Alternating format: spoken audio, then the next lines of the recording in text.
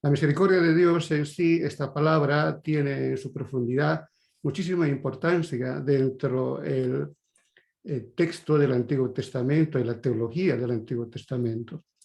Y para esto, pues vamos a ver en principio el contexto para poder llegar a esa palabra y entender ese concepto, ¿no? Y vamos a ver en el libro de Reyes, de los Reyes, vamos a ver el capítulo 17, del versículo 7 al versículo 18.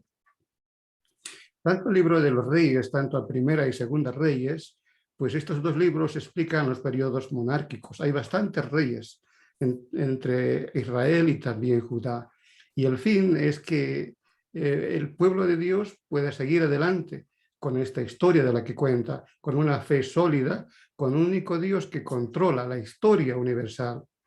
En todo este transcurso de esta lectura que haremos, vamos a conocer alguna historia sobre el pueblo de Dios escogido. Así que estos dos libros relatan cómo Dios dirigió incluso la destrucción de su templo y de su ciudad escogida. No sé si os acordáis, y algunos habéis estado también cuando hablamos sobre los salmos, cuando hablamos dónde vive el Señor, dónde puso el corazón para poder estar en la tierra. Y el Salmos nos habla que sugirió él o entró él en un pacto en sí a poder tener un lugar de vivencia en Jerusalén y un lugar en el templo. Pero a la misma vez esto fue destruido por cuestión de los pecados de Israel. Y Segunda Reyes, si vamos a Segunda Reyes, el capítulo 17, el versículo 7 nos relata de esa manera. Sorprendente de esta manera nos dice Segunda Reyes, capítulo 17, el versículo 7. Y dice así, versículo 7, dice, ¿no? Esto sucedió porque los hijos de Israel pecaron contra el Señor, su Dios, que los había sacado de la tierra de Egipto, debajo de la mano de Faraón, rey de Egipto. Adoraron a dioses ajenos y anduvieron en los estatutos de las naciones que el Señor había expulsado delante de ellos, así como en los estatutos que hicieron los reyes de Israel. Los hijos de Israel hicieron secretamente cosas impropias contra el Señor su Dios. Se edificaron lugares altos en todas las ciudades, desde las torres de vigilancia hasta las ciudades fortificadas, y levantaron estatuas e imágenes de acera en todo el collado alto y debajo de todo árbol frondoso. Quemaron incienso a todos los lugares altos a la manera de las naciones que el Señor había expulsado de su presencia, e hicieron cosas muy malas para provocar la ira del Señor. Servían además a los ídolos acerca de los cuales el Señor les había dicho, vosotros no habéis de hacer estas cosas. El Señor amonestó entonces a Israel y a Judá por medio de todos los profetas y todos los videntes que les decían, volveos de vuestros malos caminos y cumplid mis mandamientos y mis ordenanzas, porque a todas las leyes que yo prescribí a vuestros padres y que os he enviado por medio de mis siervos los profetas. Pero ellos no obedecieron, sino que se obstinaron, tanto como sus padres, los cuales no creyeron en el Señor su Dios.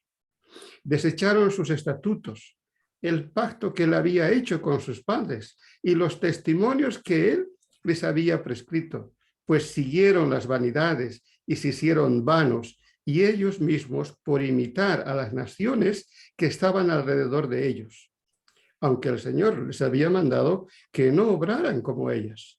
Dejaron todos los mandamientos del Señor su Dios y se hicieron imágenes fundidas de 2 becerros y también imágenes de acera. Adoraron a todos los ejércitos de los cielos y sirvieron a Baal. E incluso llegaron a quemar a sus hijos e hijas en sacrificio. Practicaron la adivinación y la hechicería y se entregaron a hacer lo malo ante los ojos del Señor, con lo que provocaron la ira. Por todo ello, el Señor se enfureció tanto contra Israel, que les quitó delante de su rostro, y solo quedó la tribu de Judá. Estamos leyendo Segunda Reyes en el capítulo 17, del versículo 7 al 18. Qué rebelde, ¿no?, este pueblo. En estos versículos nos hablan e incluso habían ofrecido sus propios hijos como sacrificio a algo que era una costumbre de los demás pueblos, las cosas de la idolatría, en fin. Pero su pueblo mismo había evocado para poder llegar a hacer esto, de los cuales les había prohibido el Señor. Todo esto fue fatal y provocó la ira del Señor, nos dice en esos mismos versículos. ¿Qué sucedió? Pues sucedió, como dice, se quedó sola. Sucedió que hubo un pueblo mayor que cayó, Israel, a manos de Asiria en el año 772. Esa expansión provocó que pudiesen entrar a poder gobernar Israel. Aquí, no sé si podéis ver, ahí en rojo está Israel y aquí abajo está Judá. Todo esto de lo verde fue esa expansión existente, ¿no? Esta expansión entró a este pueblo del Señor, pero por los pecados y la rebelión, entonces aquí Israel cayó. Eso sucedió, nos dice la historia. Pero en principio había caído Israel y se había quedado, nos dice, Judá sola. Es interesante que también después Judá cayó. Quizás Judá hubiese aprendido, hubiese tenido algunas referencias, algunas influencias para que no pueda también caer. A lo mejor hubiese entendido Judá, ¿no?, que como el ejemplo que había recibido como castigo Israel por esa invasión de Siria, le serviría para poder no entrar otra vez a esa rebelión, a esa idolatría. También hubiesen aprendido que había algunas reformas de estos reyes, de los cuales había reyes buenos, como por ejemplo Ezequías, que dice que había limpiado, que abrió el nuevo templo, que organizó turnos a los sacerdotes y a los levitas, eliminó la idolatría, reformó la recolección de los diezmos y las ofrendas. Quiso hacer una reforma de aquel pueblo que era rebelde y que se había entregado a la idolatría, uno de los reyes. Pero no fue eso en profundidad, sino que vino otro rey y lo aplacó otra vez en el suelo. Pero vino otro rey nuevo, otro rey bueno, que es Josías. Y Josías nos cuenta también en el libro tanto de Crónicas como también en el libro de Reyes, que él había eliminado del templo de Jerusalén las cámaras de prostitución sagradas. ¿Hasta qué punto había llegado el pueblo del Señor? Que en aquel lugar de oración, en aquel lugar que Dios se manifestaba, habían otras cosas que eran tan contrarias a lo que Dios mismo había descrito. Y también Josías descubrió el libro de la ley. Tanto polvo, tanta estaría, que buscaron y se encontraron allí, escondidos.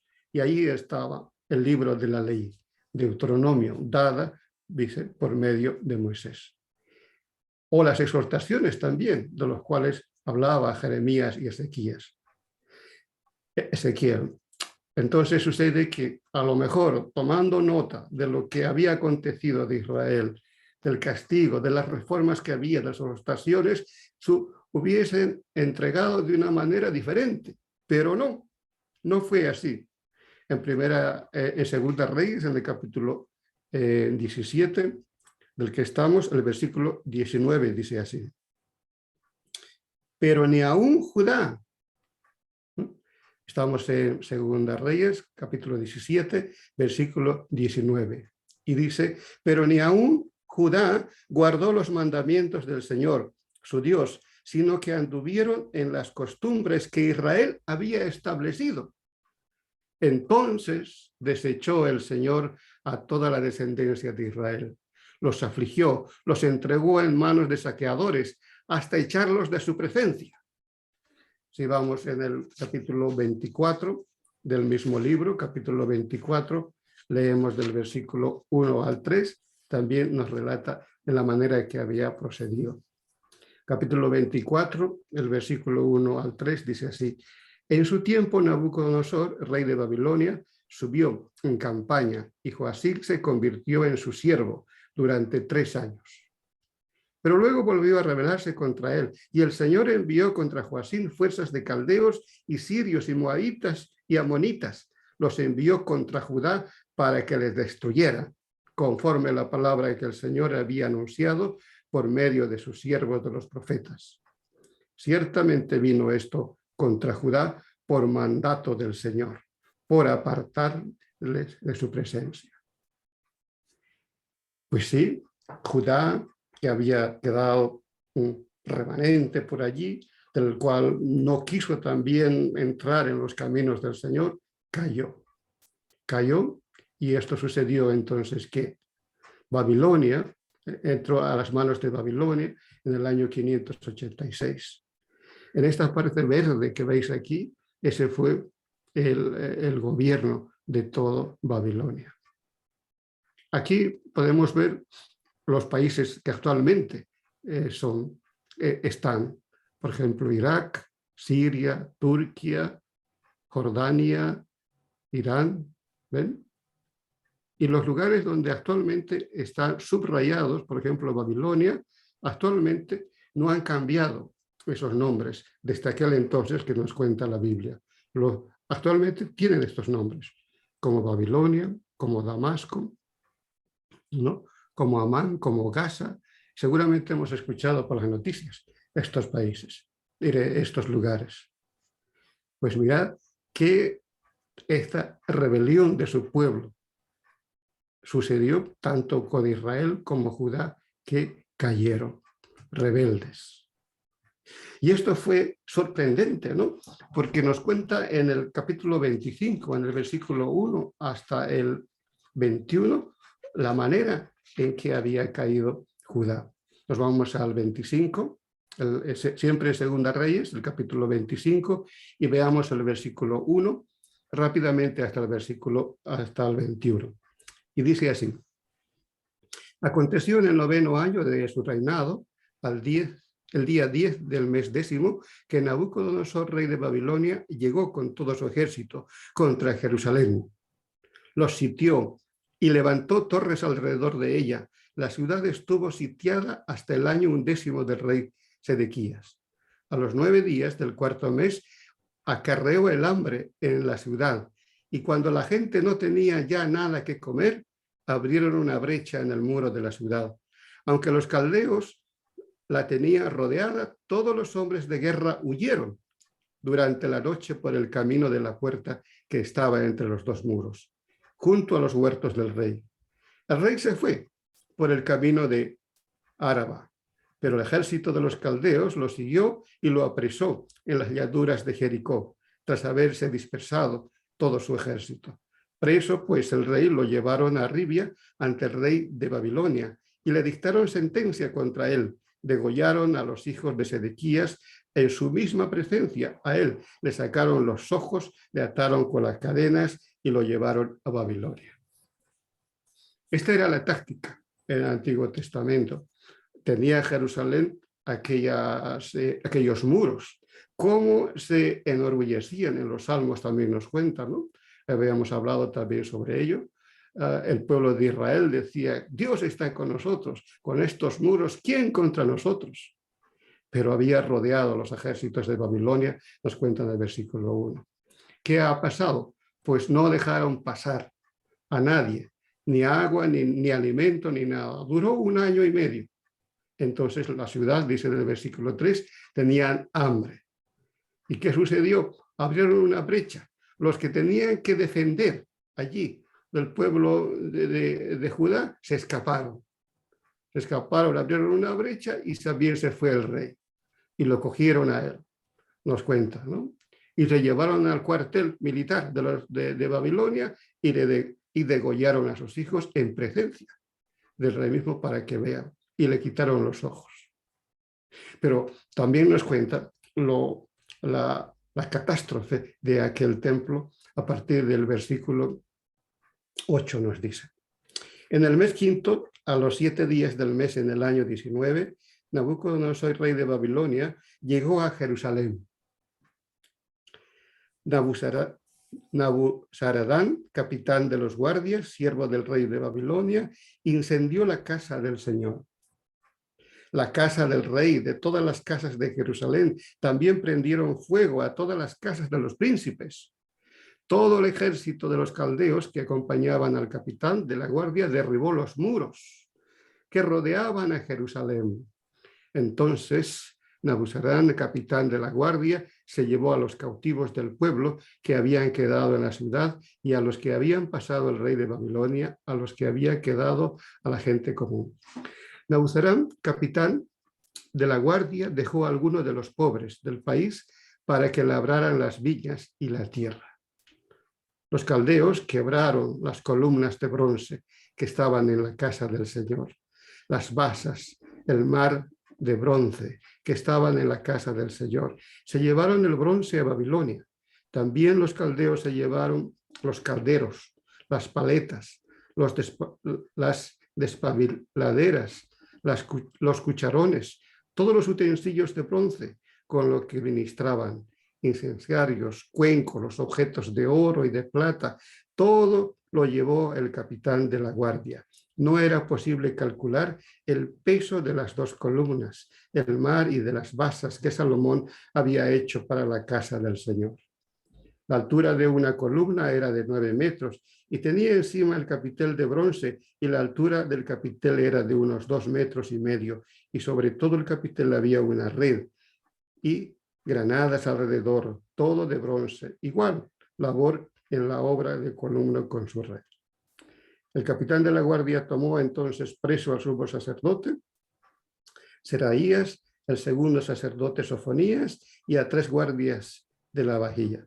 Apresó a un oficial de la ciudad que tenía a su cargo, a los hombres de guerra, a 5 hombres de los consejeros del rey que estaban en la ciudad y a la principal escriba del ejército y que llevaba el registro de la gente del país, y a los 70 hombres del pueblo de la tierra que encontraron en la ciudad. Nabuzaradán, capitán de la guardia, los tomó, los llevó a Ribla ante el rey de Babilonia, y el rey de Babilonia hizo que los mataran en Ribla, en la tierra de Hamat. Así fue llevado cautivo Judá lejos de su tierra. Esto nos cuenta la historia en la manera como habían saqueado, ¿no?, aquel templo, donde oraban sus hijos. Todo fue saqueado, como nos cuenta. ¡Qué horror! Donde antes había amor entre ellos, oración, supuestamente fe, pero llegaron a poder ser excluidos. Los habían acabado con la religión, habían acabado con el lugar del encuentro del pueblo de Israel, ¿no? Tanto con la nación también se lo llevaron cautivos. Qué dolor, ¿no?, cuando se sufre. Hoy en día estamos escuchando tantas estas testimonios de los cuales en Croacia hablan. Y muchos de ellos dicen, no, es mi tierra y voy a defenderla. Pero ¿cuánto dolor tendrán ellos cuando van entrando los enemigos, cuando van arrasando? Pues sí, fue así la caída, nos dice ya. Mirad qué bonito era, aunque antes ya había sido dividido. Israel y Judá, por lo menos permanecían allí y estaban allí, pero eso había desaparecido. Un dolor intenso. De esto también nos habla Lamentaciones. Ahora nos vamos a ir a Lamentaciones en el capítulo 3, del versículo 1, y rápidamente vamos a leer algunos textos. Y aquí describe el dolor, el sufrimiento que percibían todas estas personas de las cuales habían visto aquella extensión de tierra y de las cuales ya había desaparecido. Capítulo 3 nos habla de ello. Si vamos al capítulo 3, el versículo 1 dice, ¿no? Yo soy el hombre que ha visto aflicción bajo el látigo de su enojo. En los otros versículos hemos visto que Dios envía una ira. Y aquí el narrador, en Lamentaciones, nos habla, yo soy, da un testimonio, ¿no? Que he visto, dice, la aflicción bajo el látigo de su enojo. Versículo 1, estamos leyendo en Lamentaciones capítulo 3. Versículo 2 dice, Él me ha guiado, me ha llevado por tinieblas y no por la luz. Hace entender qué sufrimiento él estaba pasando, que estaba casi como en la noche, que no había esperanza. Ciertamente, dice, contra mí vuelve sin cesar su mano todo el día. Él hizo envejecer mi carne y mi piel y quebrantó mis huesos. En el texto literal dice, Él me tragó, me devoró, me hizo envejecer mi carne, mi piel, ¿no? El sufrimiento que Él tenía. Le quebrantó los huesos. Levantó, en el versículo 5, baluarte contra mí, me rodeó amargura y trabajo, y me dejó en oscuridad como los que murieron ya hace mucho tiempo, como aquellos olvidados cuando uno muere, ¿no? Así se sentía él. Me cercó por todos los lados y no puedo salir. He agravado mis cadenas. Aunque yo clamo, doy voces, él cierra sus oídos a mi oración. Él cercó mis caminos con piedra labrada, torció mi sendero. Él se sentía entonces como un, ¿cómo le dicen? Como un túnel. Se cercó mis caminos con piedra. No había despejo como antes, ¿no? En los caminos, sino que habían piedras, torcidos los senderos. Fue para mí como un oso en el acecho, como un león que se agazapa. Torció mis caminos, me despedazó, me dejó desolado, tensó su arco y me puso por blanco a la saeta. Es como si a él le hubiesen puesto en blanco y hubiese dado ahí flechas contra él. Ha clavado, dice en el versículo 13, en mis entrañas las saetas de su aljaba. Soy el escarnio de todo mi pueblo, el objeto de su burla día tras día. Me ha llenado de amargura, me ha embriagado de enojo. Es como si la amargura fuese su comida y su bebida fuese el ajenjo, aquello que era amargo. Mis dientes, dice, se quebró con guijarros y me cubrió de cenizas. Aquí se podía quizás traducir, me hizo comer el polvo, ¿no? Y me cubrió de cenizas de luto. Mi alma se alejó de la paz y me olvidé del bien. Y dije, perecieron mis fuerzas. Me sentí acabado, en otras palabras. Y mi esperanza en el Señor ya no hay. Claro, mirando todo eso, aquí el que narra, el que describe todo aquel pueblo de Israel, todo era deshecho. Cuando he leído estos textos, recordándome también con los sentimientos de aquellos hermanos en Cristo allá en su país que están siendo destruidos. ¿Qué dolor tendrían, no? ¿Qué dolor tienen? Y qué dolor también expresa aquí cuando un pueblo, el pueblo escogido de Dios, había acabado. Versículo 19, aquí hay y dice, acuérdate de mi aflicción y mi abatimiento, del ajenjo, de la hiel. Pero aquí hay algo interesante en estos versículos.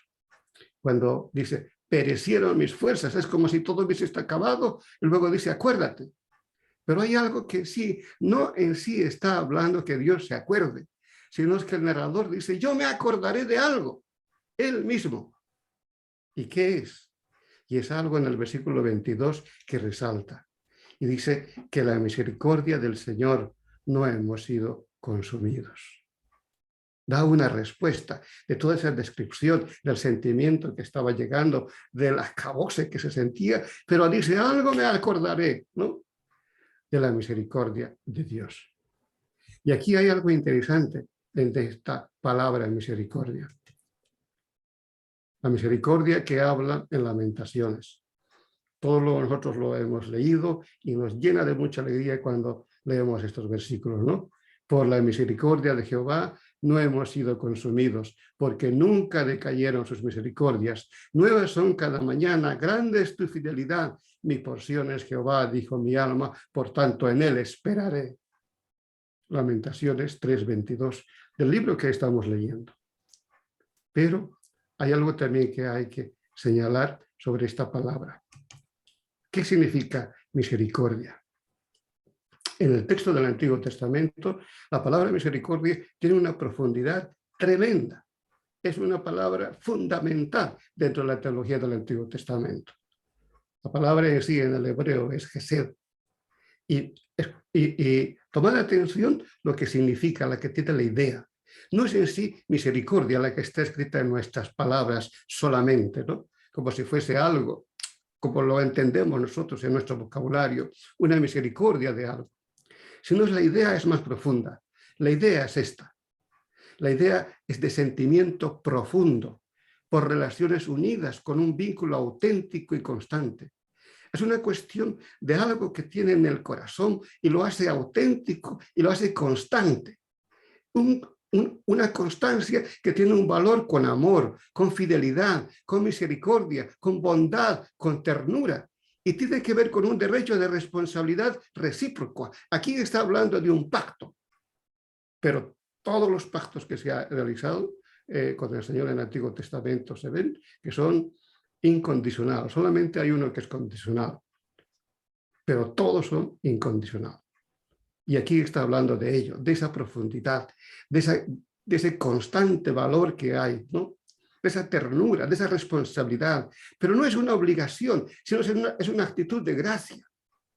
Es un compromiso que implica la protección, la generosidad frente a las estrictas demandas sociales y legales. Es algo fantástico que el Señor cuida, que no deja que sus hijos que vayan, ¿no?, hasta que se desmande, digamos, dentro del aspecto social o incluso de la ilegalidad de sus propios hijos. Es una protección, es una acción benéfica a favor del pueblo y honor por su pacto incondicional de Dios.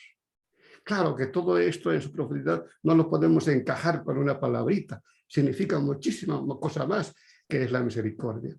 Eso se conoce como el Gesed, como algo que el Señor lo tiene en sí, en Él, que proviene de Él. Solamente lo tiene Él. Y de esa manera entonces actúa. Qué maravilloso saber de esa manera, ¿no? Entonces dice aquí uno de los narradores en el Salamentos, me acordaré de algo, ¿no? Me acordaré cómo es Él. Por eso en el versículo 25 habla que Dios es bueno. Bueno es el Señor, dice, a los que en Él esperan, ¿no? La bondad de Dios entonces constituye la esencia de ese carácter del Señor. ¿Cómo es ese carácter del Señor auténtico, constante? De esa manera entonces es misericordioso con su pueblo y le abre otra esperanza a su pueblo. Lo mismo es con nosotros. Lo mismo sucede también.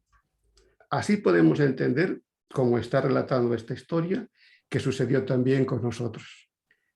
Por su misericordia, por su constante amor, por su auténtico amor, por su fidelidad, por su bondad, por su ternura, que ese derecho de responsabilidad por el pacto que tenía con su pueblo mismo, envió a su Hijo Jesucristo. No como una obligación, sino como una actitud de gracia, con un compromiso, ¿no?, que implica una protección, una estricta demanda que nos salva aquí, una acción benéfica a un favor del pueblo y honor a su pacto incondicional de Dios mismo. No es por nosotros mismos, es por lo mismo que nosotros hagamos, es porque Dios mismo en su fidelidad, esa misericordia, tiene en su carácter. Bueno es Dios, por eso dice aquí el narrador. El versículo entonces 26 del capítulo 3 dice, ¿no? Bueno, entonces es esperar en silencio la salvación del Señor. Ahora, interesantemente aquí, cuando dice esperar en silencio, no significa que no va a decir nada. Simplemente va a esperar, esto significa que va a tener una actitud de oración, de espera. ¿En qué? En aquella misericordia, en aquella esencia del ser del Señor, de cómo actúa, a pesar que los pecados, que la rebeldía de sus propios hijos habían sido antepuestos. Pero el Señor tiene salvación, espera. Y aquí podemos aplicar entonces dos cuestiones. Por la misericordia de Dios, esperemos orando. Sí, así como el narrador en Lamentaciones llegó a la conclusión, orando. Oremos en Él, o sea, en el Señor, como Iglesia de Móstoles. Porque por la misericordia de Dios no hemos sido consumidos, porque nunca decayeron su misericordia. Y aquí podemos decir también, hermanos, ¿no?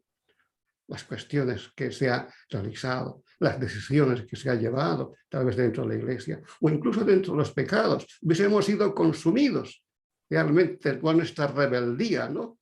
¿Qué en sí nosotros significamos con todo ello? Nada, pero su misericordia, su ser, el cual siempre han sido y no hemos sido consumidos.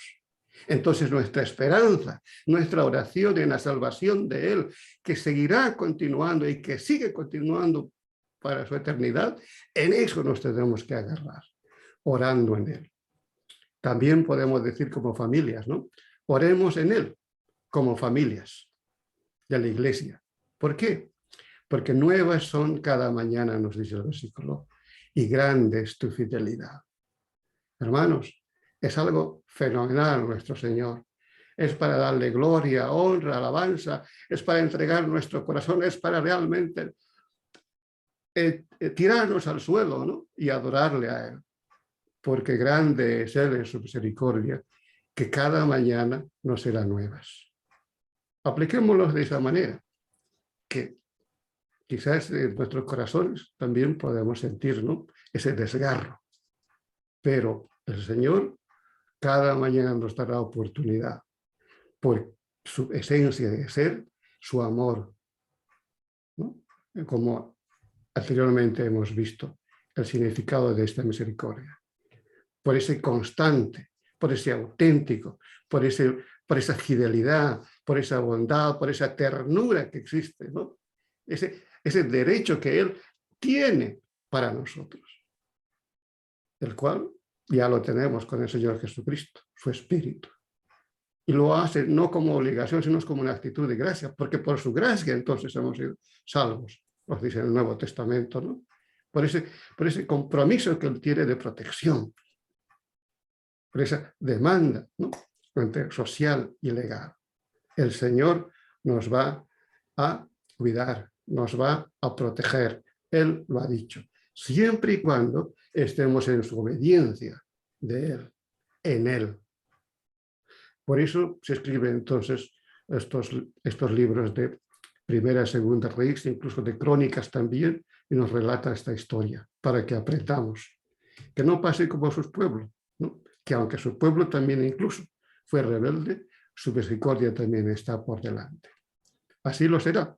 Y bendito sea nuestro Señor y grande sea nuestro Señor, ¿no? Quien es tan misericordioso con nosotros. Amén.